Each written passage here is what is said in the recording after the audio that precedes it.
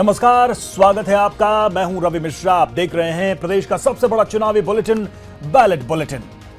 सबसे पहले मिर्जा गालिब साहब का ये शेर सुनिए। हजारों ख्वाहिशें ऐसी कि हर ख्वाहिश पे दम निकले, बहुत निकले मेरे अरमां लेकिन फिर भी कम निकले।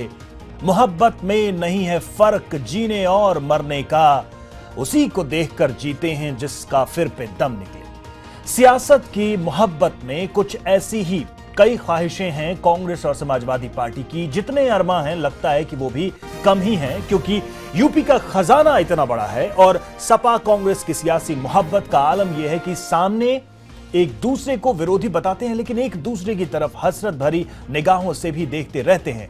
कांग्रेस को सियासी संजीवनी मिल सकती है तो सपा की सत्ता बची रह सकती है।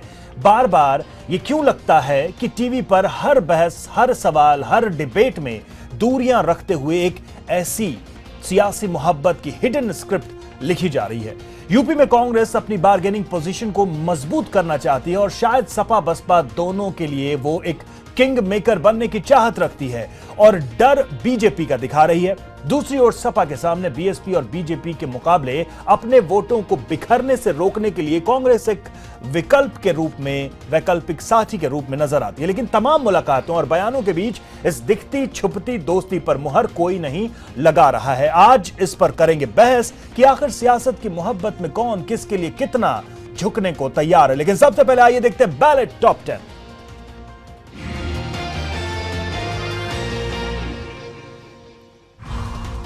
गोवा में केंद्र सरकार पर जमकर बरसे राहुल गांधी। कहा नोटबंदी के नाम पर ड्रामा कर रही है मोदी सरकार। बोले नोटबंदी की आड़ में केंद्र सरकार ने अंजाम दिया सबसे बड़ा घोटाला। किसानों की कर्ज माफी की मांग को लेकर पीएम मोदी से मिले कांग्रेस के नेता। राहुल गांधी की अगुवाई में पहुंचे नेताओं ने पीएम के सामने रखी अपनी मांग। पीएम ने कहा कि ऐसे मिलते रहना है अच्छा कदम। बीजेपी संसदीय दल की बैठक में जमकर बोले पीएम मोदी। पार्टी के नेताओं से की डिजिटल इकोनॉमी अपनाने की मांग। बोले पहले सत्ता पक्ष करता था घोटाला, अब कर रहा है काले धन के खिलाफ काम। एटा में गरजे बीजेपी अध्यक्ष अमित शाह। सपा और बसपा पर किया वार। सीएम अखिलेश पर साधा निशाना। कहा यूपी की जनता नोटबंदी नहीं राज्य सरकार के कामकाज का चाहती है हिसाब। बांदा में भी जनसभा में लिया शाह ने हिस्सा। अमित शाह के आरोप पर सीएम अखिलेश ने किया पलटवार। कहा लोगों की कतार में खड़ा करने वालों को जनता देगी चुनाव में जवाब। बोले नोटबंदी पर झूठ का पुलिंदा कर रही है बीजेपी।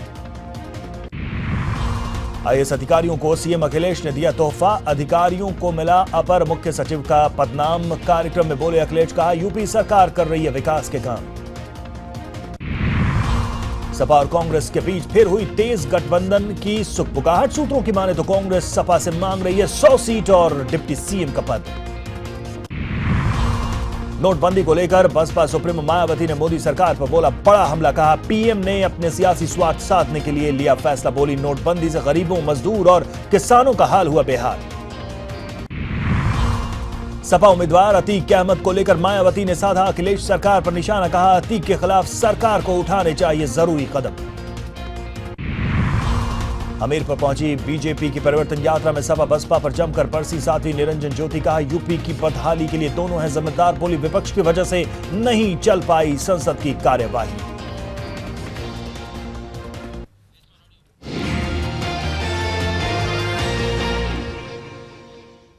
तो ये थी टॉप 10 खबरें और आइए अब देखते हैं बयानों का सिलसिला। जी हां, बयानों का वार पलटवार बैलेट बाइट में।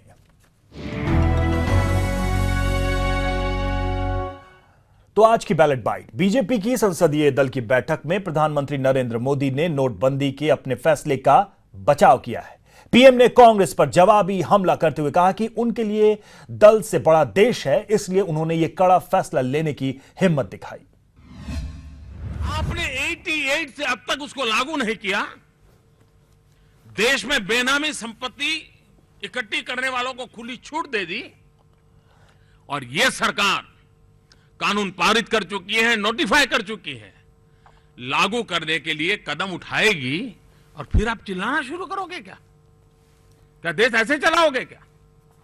ये सारी मुसीबत की जड़ यह है कि इनके लिए देश से बड़ा दल है, हमारे लिए दल से बड़ा देश है। हिंदुस्तान के 1% सुपर रिच लोग जो उनके साथ हवाई जहाज में जाते हैं, नाम आप जानते हो, ऑस्ट्रेलिया गए, चीन गए, बड़े बड़े कॉन्ट्रैक्ट मिले। और प्रधानमंत्री नरेंद्र मोदी ने नोटबंदी का विरोध कर रही तमाम पार्टियों को आड़े हाथ लिया। पीएम ने चाणक्य नीति का हवाला देते हुए कहा कि तमाम विपक्ष पर एक साथ हमला बोला। वहीं राहुल गांधी ने उनका जवाब दिया। अन्याय से कमाया हुआ धन केवल 10 वर्ष टिकता है, 11वां वर्ष लगने पर वह मूल धन के साथ नष्ट हो जाता है। ये उनके 10 साल के कार्यकाल के सामने ये जो इकट्ठा किया हुआ है, इस पर चाणक्य उस समय कह के गए थे, उनको पता था। नरेंद्र मोदी जी ने हिंदुस्तान के गरीब लोगों पर फायर बॉम्बिंग की, हिंदुस्तान को जला डाला। ये निर्णय उन्होंने किसी से पूछकर नहीं किया,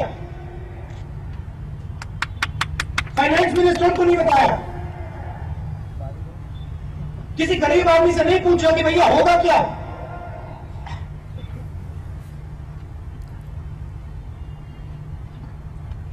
सब कुछ समझते हैं नरेंद्र मोदी जी, कर दिया, हा हा हा हा, हंस गए। तो मिमिक्री भी करने लगे हैं राहुल गांधी। पीएम को देश की तकलीफ के लिए जिम्मेदार ठहराने वाली मायावती ने यूपी के सीएम अखिलेश यादव पर भी निशाना साधा। मायावती ने कहा कि अगर उनकी पार्टी सत्ता में आई तो वो अखिलेश सरकार के अधूरे निर्माण कार्यों की समीक्षा कराएंगी। अध कच्ची जो काम है अभी पूरे नहीं हुए हैं, उनका उद्घाटन करने में लगे। और इतना ही नहीं, जो काम पूरे नहीं हुए हैं और दूसरा उनका पेमेंट भी पूरा कर दिया एजेंसी को, जो है जिससे भी काम कराया है। इसलिए मैं फिर इस बात को दोहराना चाहती हूँ, जब यूपी में हमारी सरकार बनेगी, जो अधकच्चे काम है उनकी समीक्षा की जाएगी और बिना काम पूरा किए वही जो पेमेंट कर दिया गया है उसकी भी जांच कराई जाएगी। कोई मुझसे कहे कि उद्घाटन क्यों जल्दी कर रहे हो, अरे मैंने कहा तुम भी कानून जानते हो, हम भी जानते हैं। हम तो पहली बार मुख्यमंत्री बने, तुम तो 3-4 बार बन गए मुख्यमंत्री। आचार संहिता के बाद कौन उद्घाटन करने देगा, कौन अधिकारी आएगा जो फीता लेके खड़ा होगा। ये बात हमें समझा रहे हैं कुछ लोग, अरे हम जानते हैं ना फीता कब कटना है, इसलिए फीता काट के जा रहे हैं। 3 महीने यही अधिकारी हैं जो लगातार काम करेंगे, उन प्रोजेक्टों को पूरा करके भी दिखाएंगे। और यूपी के सीएम अखिलेश यादव नोटबंदी को लेकर लगातार केंद्र सरकार पर निशाना साध रहे हैं। उन्होंने पीएम पर निशाना साधते हुए कहा कि उनकी वजह से पूरा देश कतार में खड़ा है। बताइए क्या हालत है, पैसे निकालने के लिए लाइन में खड़े हैं, पैसा नहीं मिल रहा है, लोग जान दे दिए, जान चली गई कईयों की। अभी कल भी कुछ लोगों की जान चली गई। कैसा दुर्भाग्य है इस देश का। काहे के पढ़े लिखे लोग हैं कि लोगों को लाइन में लगा दिया। और जितने भी अर्थशास्त्री बुद्धिजीवी, उन्होंने कहा कि इससे बड़ा दुर्भाग्य देश का कुछ नहीं हो सकता। भैया अखिलेश, यूपी की जनता आपसे 5 साल का हिसाब चाहती है, नोटबंदी की बात सुनना नहीं चाहती। अगर नोटबंदी के बारे में आप पूछना चाहते हो तो मैं बताता हूं बाद में आपको, पहले आप हिसाब दो। तो सीएम लखनऊ से केंद्र सरकार पर करारा हमला बोल रहे थे और उधर रेटा के चुनावी रैली के मंच से अमित शाह उन पर पलटवार कर रहे थे। देश के सामने कितना बड़ा संकट खड़ा हो गया और ये इकोनॉमी को आगे नहीं ले जा रहा। हो सकता है कुछ कह दें कि हाँ इससे बहुत रफ्तार से अर्थव्यवस्था बढ़ेगी। किसी देश की कभी की घटना को आप नकल कर रहे आज, तो शायद इसके परिणाम वो नहीं होंगे जो आप सोच रहे हैं। आने वाला समय कैसा होगा इस चीज के बाद कोई नहीं जानता। बुलंदशहर के अंदर रोड पर बलात्कार होता है मां और बेटी के साथ, और आजम खान उसका मखौल उड़ाते हैं। अखिलेश बाबू, आप उसका जवाब दीजिए। इसी एटा में जहरीली शराब पीकर 100 से ज्यादा लोग मारे जाते हैं। अखिलेश, उसका जवाब दीजिए।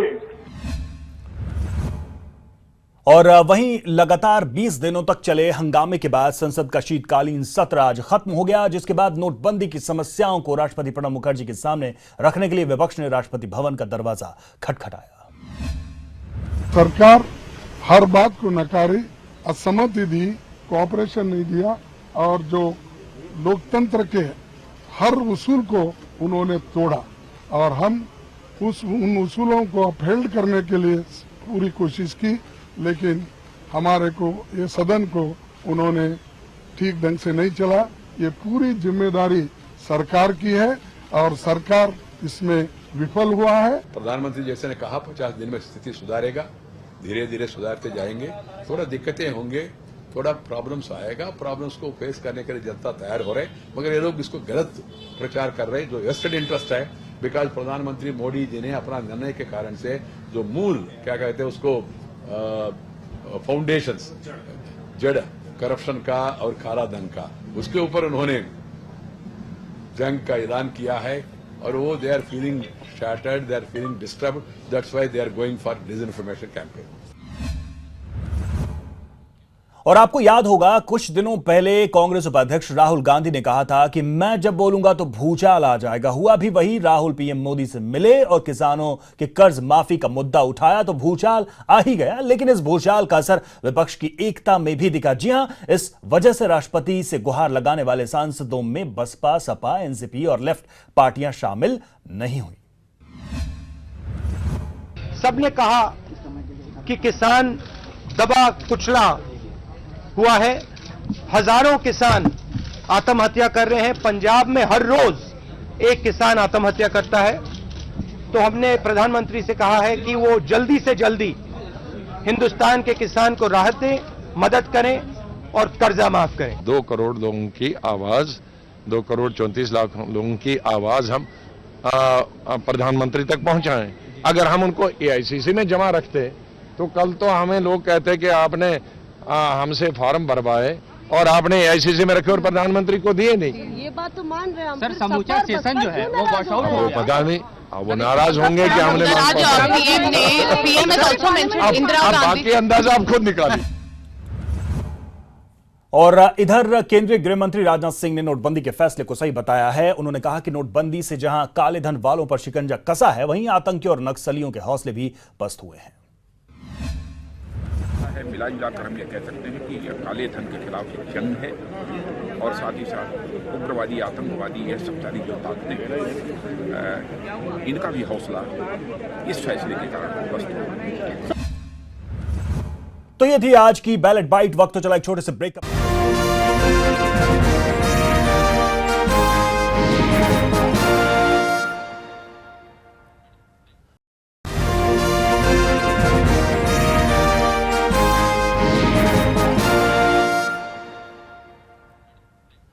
ब्रेक के बाद एक बार फिर से स्वागत है आपका। आप देख रहे हैं बैलेट बुलेटिन और अब बारी है आज के पॉलिटिकल स्टोरी की। जी हां, बैलेट स्टोरी की।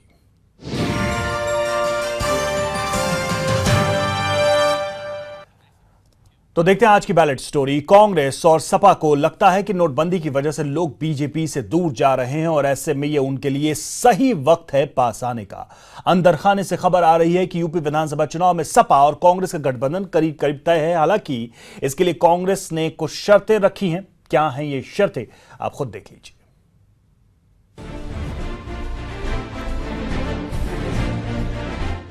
कहावत है, दुश्मन का दुश्मन दोस्त होता है, और अब यही फॉर्मूला यूपी में सपा और कांग्रेस गठबंधन के जरिए आजमाने की तैयारी में है। दोनों ही पार्टियों को लगता है कि नोटबंदी की वजह से लोग बीजेपी से नाराज हैं और ये सही मौका है कि साइकिल और हाथ एक साथ आ जाएं। सूत्रों की माने तो कांग्रेस गठबंधन को तैयार भी है, लेकिन इसके लिए कांग्रेस 100 सीट और डिप्टी सीएम का पद मांग रही है। कांग्रेस के एक नेता का मानना है कि अगर ऐसा होता है तो भले ही कांग्रेस 100 की 100 सीट न जीत पाए, लेकिन इससे सपा और बसपा का खेल खराब हो सकता है, क्योंकि कांग्रेस अब इसे बार्गेनिंग पावर के तौर पर ले रही है। राहुल गांधी की अगुवाई में कांग्रेस सूबे में पैठ बनाने की पूरी कोशिश कर रही है, लेकिन उसे अभी तक इसमें पूरी कामयाबी नहीं मिल पाई है। लेकिन ये भी सच है कि बीजेपी को रोकने में सपा को भी कांग्रेस के साथ की जरूरत आन पड़ी है। शायद तभी अखिलेश यादव कई बार ये बात कह चुके हैं कि अगर उनकी पार्टी कांग्रेस से गठबंधन करती है तो सूबे में उन्हें 300 से ज्यादा सीट हासिल हो सकती है। सब जानते हो, आप सब जानते हो कि समाजवादी की सरकार बनने जा रही है। हालांकि कांग्रेस ये मानने को तैयार नहीं है कि वो सपा के साथ गठबंधन करना चाहती है, लेकिन सूत्रों की माने तो इसकी पहल करने के लिए ही कांग्रेस ने प्रशांत किशोर को सपा से बात करने के लिए भेजा था। अब आपको ये सियासी गणित ग्राफिक्स के जरिए समझाते हैं। सपा 300 सीट पर चुनाव लड़ना चाहती है, कांग्रेस 100 सीट पर चुनाव लड़ना चाहती है, सपा कुछ सीट रालोद जैसी पार्टियों को भी देना चाहती है।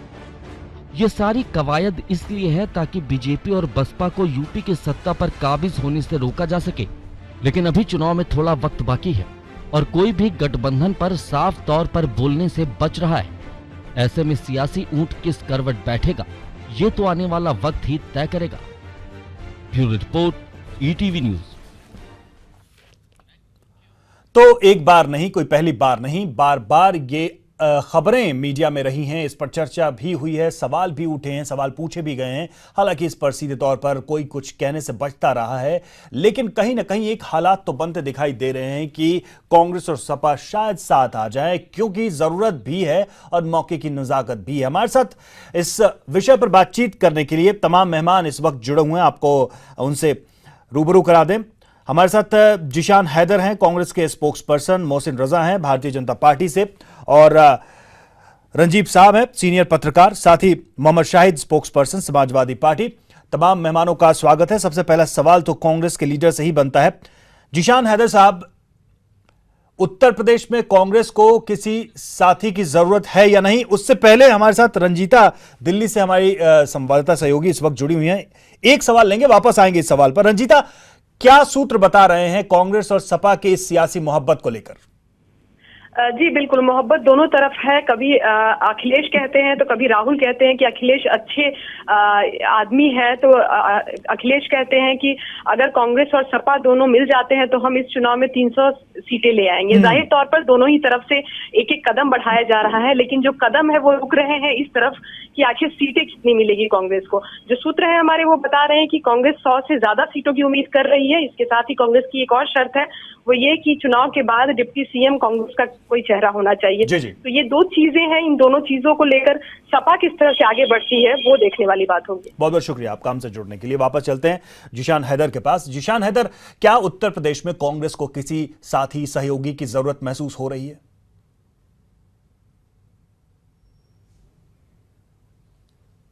नहीं, देखिए, कांग्रेस पार्टी की तरफ से किसी भी, चाहे हमारे प्रदेश प्रभारी हो गुलाम नबी आजाद साहब, चाहे राज बब्बर जी, हम लोग पहले दिन से कह रहे हैं हमारा तो मुख्यमंत्री का चेहरा शीला दीक्षित के नाम पे हम लोगों ने ऑलरेडी मुख्यमंत्री का चेहरा प्रदेश में अपना लॉन्च किया हुआ। नहीं, वो हम जानते हैं। तो हम पहले से कहते आए हैं कि हम कांग्रेस पार्टी अकेले दम पे चुनाव लड़ेगी और अकेले दम पे हम सरकार बनाएंगे। मतलब आपको किसी सहयोगी की जरूरत महसूस नहीं होती है देखिए उत्तर प्रदेश में, आप ये कह रहे हैं? किसी भी नेता ने नहीं, देखिए कांग्रेस पार्टी ने पहले दिन से इस चीज को क्लियर किया है। और जहां तक सहयोगी की आप बात कर रहे हैं, देखिए हमारे किसी नेता ने ये बात नहीं कही। आपने कहा कि पीके से बात करने को, देखिए पीके हमारे कोई नेता नहीं है।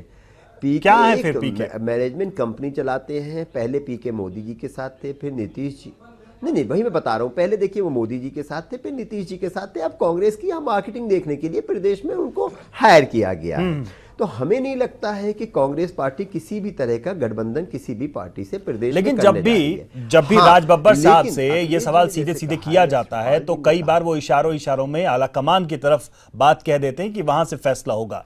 साफ तौर पर ये नहीं कहते कि वहां से ये कहा गया है कि ऐसा नहीं होगा। इसका मतलब आला कमान की तरफ से आपको ये नहीं कहा गया है कि कोई गठबंधन होगा या नहीं होगा। नहीं, देखिए जैसे राज बब्बर जी आप कह रहे हैं कि राज बब्बर जी ने कहा है कि आला कमान की तरफ से फैसला होगा, तो बिल्कुल देखिए उस बात को हम भी कहते हैं कि जो भी फैसला होगा वो आला कमान की तरफ से होगा।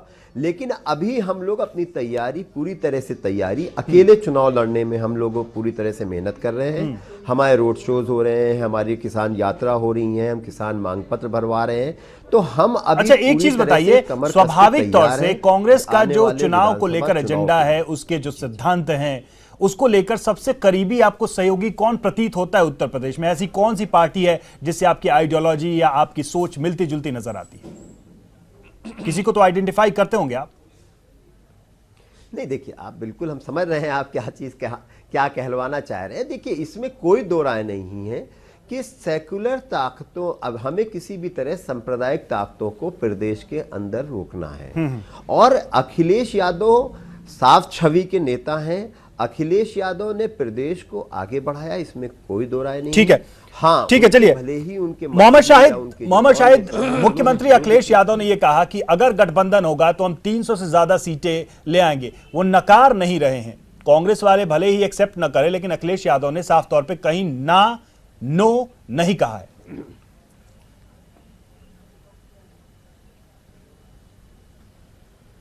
देखिए, गठबंधन पर हमारे वहां जितनी भी बातें होंगी, जो भी फैसला होगा, सीट शेयरिंग का भी कोई भी बात होगी, उसका फैसला राष्ट्रीय अध्यक्ष जी करेंगे। गठबंधन की जो भी बातें हैं हमारे और राष्ट्रीय नेतृत्व तय करेगा। नहीं, कुछ बातें चल रही हैं क्या? गठबंधन होना है, किससे नहीं होना है, कुछ बातें चल रही हैं क्या? और रही बात हम उत्तर प्रदेश में, नहीं, मैंने आपको बताया वो टेलीविजन पे शेयर नहीं की जा सकती। अगर चल भी रही होंगी तो मैंने आपको बताया राष्ट्रीय नेतृत्व के उसमें चल रही होंगी।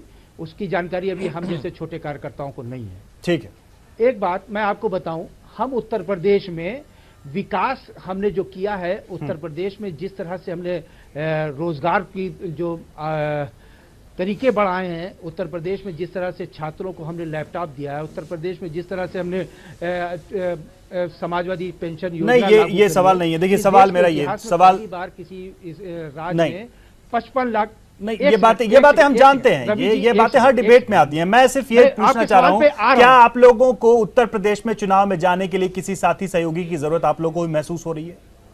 लगता है ऐसा? चलिए, विकास का एजेंडा आपका है, मैं मानता हूं, ठीक है, उसको आप प्रमोट करेंगे, लेकिन क्या किसी सहयोगी की जरूरत पड़ेगी आपको? नहीं, कांग्रेस के नहीं, सुनिए, कांग्रेस के मित्र ने बहुत अच्छी बात कही, मैं उनकी बात का स्वागत करता हूं।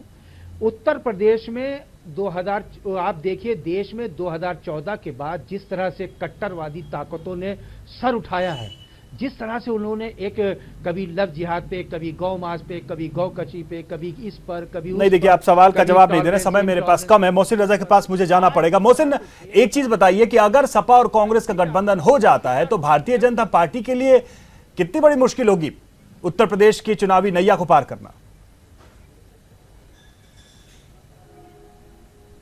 रवि, हमारी नैया तो दोनों ने पार ही कर दी। ये तो पूरी जनता को इन्होंने रवि बता दिया। ये तो पूरी उत्तर प्रदेश की जनता ने देख लिया आपके चैनल के जरिए कि गठबंधन किस बात के लिए किया जाता है। कि जब हार आपको महसूस हो गई, आपने हार एक्सेप्ट कर ली है, तभी तो आप एक दूसरे को ताकत के लिए जोड़ रहे हैं अपने साथ में। अगर आपको जीत का भरोसा था, अपने विकास के ऊपर इतना भरोसा था जैसा कि शाहिद साहब कह रहे हैं, तो आप जाते चुनाव में। वो भी कह रहे हैं कि हम अपनी पूर्ण बहुमत की सरकार बनाएंगे, कांग्रेस के साथी भी हमारे कह रहे हैं, लेकिन दोनों घबराए हुए हैं भारतीय जनता पार्टी से। लेकिन वो ये कह रहे हैं कि सेकुलर वोटों को बिखरने से अगर हमने रोक दिया, देखिए वो ये कह रहे हैं कि सेकुलर वोटों को हमने बिखरने से रोक दिया। समझा जा सकता है वो किस वोट बैंक की बात कर रहे हैं। अगर उसको रोक दिया तो उनके लिए जीत आसान हो जाएगी, वो ये कह रहे हैं। आप ये बताइए कि 14 में क्या कर रहे थे ये लोग? 14 में भी तो यही कुछ काम कर रहे थे ना, और 14 में भी भारतीय जनता पार्टी की सरकार बनी है, और 17 में भी ये वही काम करेंगे जो 14 में किया था। वही रिजल्ट इनके सामने फिर आ जाएगा 17 में। तो आप मानते हैं कि आपके लिए कोई चैलेंज नहीं होगा अगर ये दोनों साथ आते हैं? तो आपके लिए कोई चुनौती नहीं होगी, आप ये मानते हैं? रवि, बिल्कुल भी मुझे कुछ नहीं, क्योंकि ये तो अपना देख रहे हैं समीकरण। ये तो हार चुके लोग हैं जो अपना आकलन कर रहे हैं। भारतीय जनता पार्टी से तो हार मारी है इन्होंने, और किससे मान रहे हैं? भारतीय जनता पार्टी पूर्ण बहुमत की सरकार बनाएगी उत्तर प्रदेश। ठीक है, वरिष्ठ पत्रकार रंजीव साहब हमारे साथ हैं। रंजीव साहब, कितना फिजिबल लगता है? क्या ये सिर्फ एक ख्वाबी पुलाव है कि समाजवादी पार्टी और कांग्रेस किसी एक प्लेटफॉर्म पर आकर उत्तर प्रदेश के चुनाव में उतरे, या फिर इसमें कहीं कोई गुंजाइश दिखाई देती है?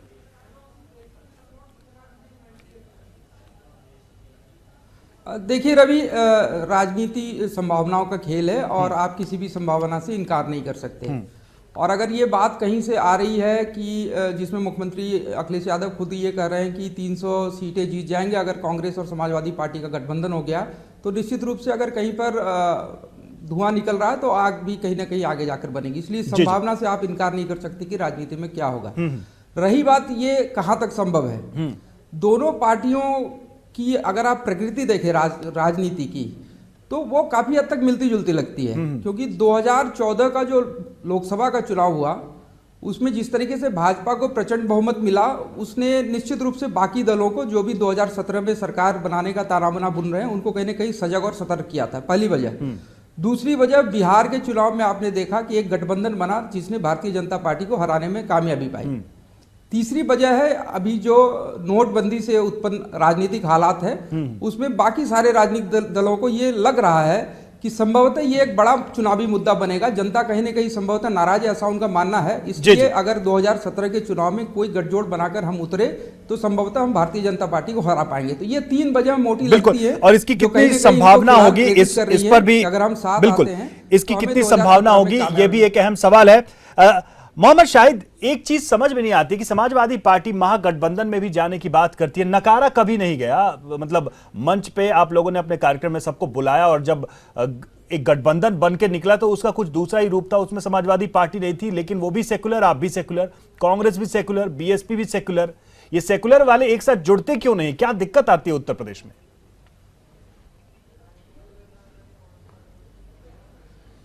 देखिए मैंने आपको रवि जी एक बात बताई कि 2014 के बाद इस देश में जिस तरह से कट्टरवादी ताकतों ने सर उठाया, उसको रोकने के लिए इस देश में अगर गठबंधन, मैंने आपको बताया गठबंधन होता है तो ये बहुत अच्छी बात है। उत्तर प्रदेश होता क्यों नहीं है, यही तो मेरा सवाल है। दल को कहा, मेरा सवाल यही है कि बिहार में आप नहीं कर पाए, आप ममता से नहीं कर पाए, आप उत्तर प्रदेश के अंदर नहीं कर पाए। अभी जो लोग जुटे थे आपके रजत जयंती में, उनको मंच पर बुलाया और बाद में किनारा कर लिया। कांग्रेस से आप कैसे करेंगे? सेकुलर ताकतों को एक मंच पर कैसे लाएगी समाजवादी पार्टी, जिसका दावा आप कर रहे हैं? देखिए मैं सवाल उसी का जवाब दे रहा हूं। बहुत सी चीजें ऐसी होती हैं कि जो टेलीविजन की डिबेट में शामिल नहीं की जा सकती, वो वक्त आने पे आपको सब पता चलेगा। ठीक है, बहुत सी चीजें ऐसी है नहीं कि टेलीविजन की डिबेट में नहीं रखी जाती है। जिशान हैदर, ये बताइए, वही सवाल मैं आपसे कर रहा हूं, सेकुलर ताकतें उत्तर प्रदेश में एकजुट हो पाएंगी? कैसे होंगी? क्या उसका फॉर्मेट या फॉर्मूला हो सकता है? कांग्रेस के दिमाग में क्या चल रहा है कि सबको एक प्लेटफॉर्म पर लाया जाए बीजेपी के खिलाफ? क्या रास्ता है?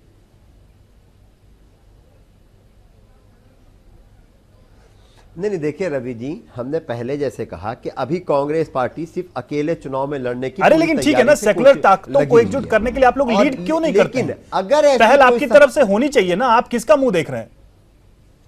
मैं वही कहने जा रहा हूं रवि जी, मैं वही कहने जा रहा हूं। तो देखिए, अगर इस तरह की कोई संभावना बनती है, अगर इस तरह की कोई संभावना बनती है तो बिल्कुल हमें लगता है कि ऐसा नहीं है, सेकुलर ताकतें जो सांप्रदायिक ताकतें हैं उनको रोकने के लिए बिल्कुल एकजुट होंगी। आपने अभी बिहार का बहुत दिलचस्प बातें आप लोग करते हैं, शर्तें इतनी होती हैं जिससे लगता है कि पूरा मामला पॉलिटिकल है, सीटों को लेकर मतभेद हो जाते हैं, सीएम के कैंडिडेट को लेकर मतभेद हो जाते हैं, लेकिन उस सब के बीच एक कारण बताया जाता है कि सब सेकुलर हैं। मोहसिन रजा, क्या दिक्कत आती है? डीलिंग कहां फंस जाती है? आप लोगों को क्यों लगता है सब आपके खिलाफ एक साथ होना तो चाहते हैं, हो नहीं पाते हैं? कहां दिक्कत आती है? आप लोग का एनालिसिस क्या कहता है? दरअसल ये लोग सही से आकलन नहीं कर पाते हैं, इनका एनालिसिस बहुत खराब है। रवि, इनको ये समझना चाहिए कि जिसको ये सांप्रदायिक कह रहे हैं उसकी देश में सरकार है, और देश में सरकार जो बनती है वो जनता के वोट से बनती है, वो इनके वोट से नहीं बनी है। ये जो सेकुलर लोग हैं, अपने को सो कॉल्ड सेकुलर कह रहे हैं, इन्होंने इतनी बड़ी जनता को, जिसने देश में प्रचंड बहुमत दी है भारतीय जनता पार्टी को, उसको ये सांप्रदायिक बता रहे हैं। तो 17 में इसका जवाब जनता इनको देगी कि सांप्रदायिक कौन है और सेकुलर कौन है।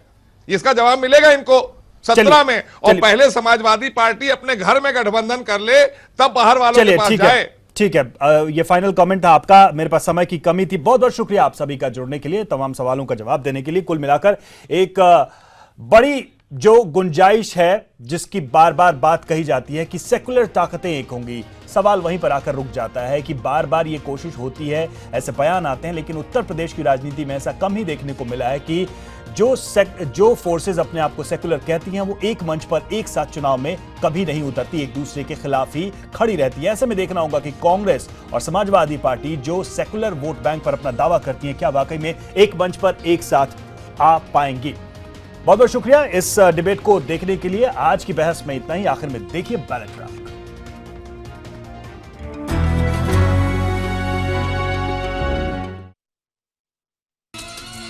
हम तुम दोनों जब मिल जाएंगे, हम तुम दोनों जब मिल जाएंगे, एक नया इतिहास बनाएंगे। और अगर हम ना मिल पाए तो, और अगर हम ना मिल पाए तो भी एक नया इतिहास बनाएंगे। हम तुम दोनों जब मिल जाएंगे।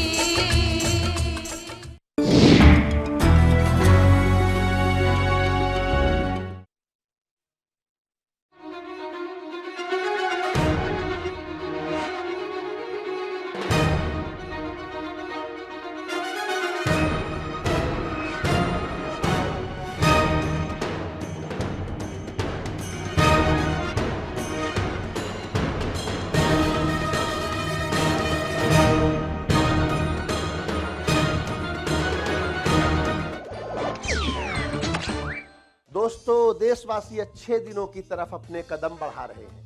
ध्यान लगाकर सुन लीजिए कि नितिन गडकरी जी क्या फरमा रहे हैं। सफर में हो रहा है खुशहाली का आगाज। यमुना के उथले पानी में चलेंगे विशालकाय पानी के जहाज। दिल्ली आगरा रूट की भीड़ होगी कम, क्योंकि अब जहाजों का होगा इस मार्ग के यात्रियों पर करम। नोटबंदी के मार्मिक दौर में इस ऐलान से खुशी का बादल छाया। मात्र 20 पैसे होगा प्रति किलोमीटर किराया। पब्लिक की भी जान में जान आई, क्योंकि गडकरी की अब घोषणा पानीदार है न कि हवाई। मूर्खों ने इस प्रोजेक्ट पर भी सवाल उठाया है कि यमुना में जहाज कैसे चलाएंगे। नाले की तरह सूखी हुई इस नदी में आखिर मंत्री जी जल कहां से लाएंगे। किराए के अलावा भी क्या कोई शिष्टाचार या दस्तूरी होगी। दिल्ली से आगरा तक की यात्रा कितने समय में पूरी होगी। जहाज भाप, डीजल या बिजली से चलेगा। टिकट ऑनलाइन होगा या कंडक्टर देगा। कोहरे की दशा में जहाजों के क्या अपडेट होंगे। क्या ये भी ट्रेनों की तरह लेट होंगे। यूपी के सीएम अखिलेश यादव चुप हैं, उनके समक्ष पारिवारिक समस्या। लेकिन बहन मायावती ने पूछ ही लिया कि क्या जहाज में है आरक्षण व्यवस्था। जरा ध्यान से सुनिए वो दर्द भरी आवाज आपसे क्या कहती है। गडकरी जी, यमुना नदी तो बुंदेलखंड में भी बहती है। अभी यमुना से बेहतर है ताल तलैया जी। बुरा लगा हो तो सॉरी। और चलते चलते नितिन गडकरी का गूंजा है एक शाही ऐलान। लाल किले से लाल किले तक जाएंगे जलयान। ठान लिया है कर भी देंगे यमुना का उद्धार। पानी पर फिर से दौड़ेगा भारत देश।